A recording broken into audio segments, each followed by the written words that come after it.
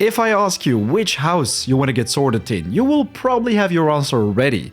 You're gonna join your favorite house of the movies, or maybe you got yourself auto-sorted via an app or website. While in Hogwarts Legacy, this decision is way more important than you think, as it can influence and might also give a different experience than the one you're looking for. In the past days, I also struggled a lot with this very decision, and after doing a little bit of homework, I can now give you 5 very good reasons to think twice before choosing your final house. So without further ado, let's get right to it. So the first one would be a common mistake many people are going to make, as the adventures of Hogwarts Legacy take place in another time, about 100 years before the events of Voldemort and when Harry Potter basically attended the school. So this basically means that there are a lot of differences. House Gryffindor and Slytherin are no rivals of each other at this time. On the contrary, they're basically thriving alongside each other with all the other houses.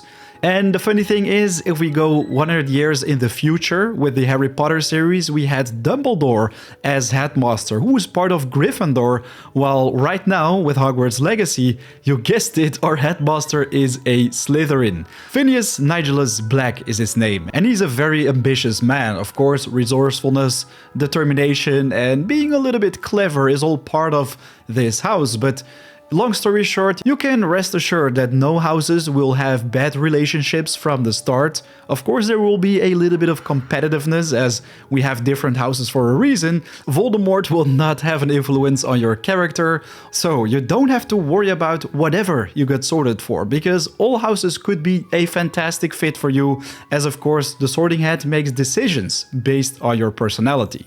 The next thing you might worry about are the companions, which you get access to depending on the house you choose. Well, ladies and gentlemen, I have great news for you, because based on recent info, I can confirm that whatever house you choose or get sorted for will also have access to all the different companions in the game.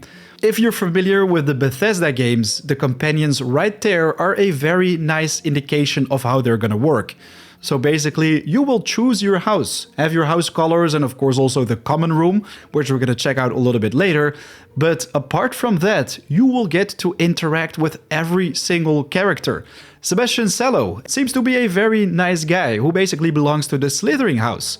He appears to almost always be smiling during the trailers, but if you get sorted for a different house, you can also interact with this guy and take him on a quest, while Natsai Onai is a student of the Gryffindor house. She has a pretty bold personality, but it really doesn't matter which house you choose, you'll be able to interact with her and also take her on an adventure. We also have Poppy Sweeting from House Hufflepuff, who is not very much into combat, while Amit Takar is Ravenclaw student, which we haven't seen in action, but I think this one is going to be pretty interesting as well. In yesterday's video, I talked about a pretty interesting topic, if you should go with dark magic in the game, and this basically gets introduced by Sebastian Cello of Slytherin, so you can assume that all different students in the game will introduce you to a different field of either magic or combat. So depending on your storyline, you can assume you can interact with all 4 and also take them on an adventure.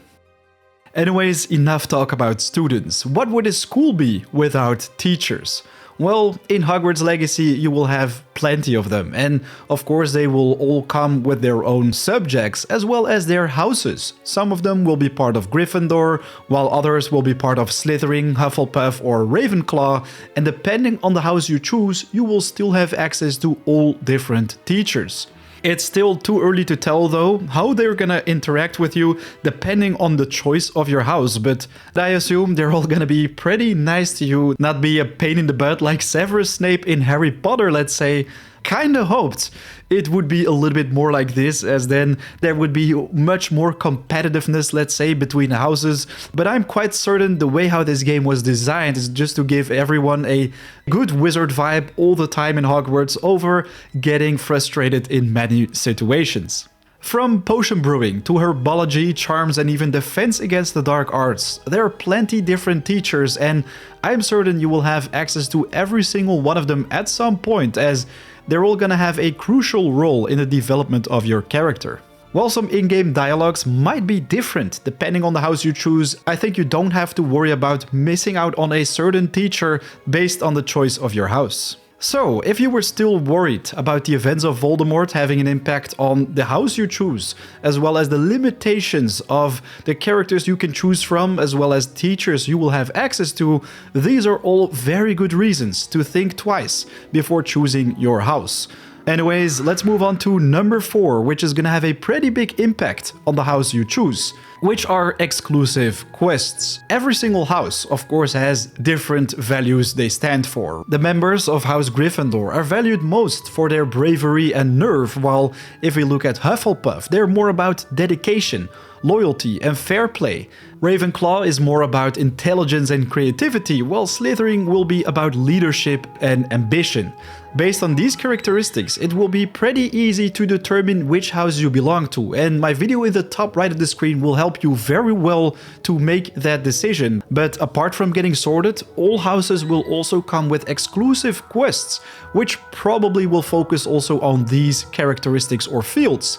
Say Gryffindor is a lot about daring and nerve. I assume if you go for this house, there will be a lot of combat in your quests, while with Hufflepuff, it's more about hard work, patience and loyalty. So maybe you're gonna have some quests where you're gonna have to take care of animals or search for very rare plants. If you're more into puzzling and thinking out of the box, I'm sure Ravenclaw will have some pretty nice exclusive quests for you, while when in Slytherin, you can expect to get your hands on some pretty sneaky quests. See what I did right there? No, but seriously, if you're not that much about combat, I think Hufflepuff will be a slightly better decision over another house, while if you want to do some puzzles, Ravenclaw is gonna be nice. Once again, these are house exclusive quests, and I think you don't have to worry too much about there being hundreds of them. It's already confirmed that there's going to be over 100 quests in total, so maybe like 10 of them will be bound to your house, while the next reason is something you're going to be bound to forever during your entire playthrough, and that is going to be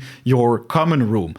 For example, say you've settled with Gryffindor. It basically ticks all the boxes on your wish list. You are a Gryffindor in heart, while if you look at the common room, you're like, oh, well, I've got some bad news for you, because you're gonna be in this room a lot, so you're gonna have to deal with it. You're gonna either have to like it, or you're gonna have to go for another house, because companions can be accessible from other houses. All the teachers you will have access to as well, while the common room is something you cannot choose. So I think this is probably the most important thing you can choose depending on your house, is the room itself. Even though I'm not even remotely close to a Hufflepuff, I still think that their common room is the most beautiful one of all. So if you like some Hobbit architecture and all these plants here and there and are really looking forward to spending a lot of time in this place, I think Hufflepuff would be a good decision. You will still have access to pretty much everything else except for the house exclusive quests, and the same counts for Ravenclaw and Slytherin. I also think they have very cool looking houses.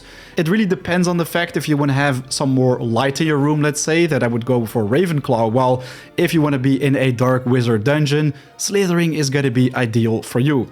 Just think twice about this, as the common room is a place which you're going to visit pretty often, and it's probably also the location where you're going to pick up those house exclusive quests. So, I think I gave you plenty reasons to think twice before choosing your final house. If you found this video helpful, make sure to smash the like button, as it helps out the channel and of course also other people who are looking for a guide like this. Anyways, leave in the comments down below which house you got sorted for, which house you eventually are going for, and what you are most excited about in Hogwarts Legacy. But that is it for today. Ladies and gentlemen, a big thanks for watching. I want to wish you an awesome day. I'll see you in the next one. Peace.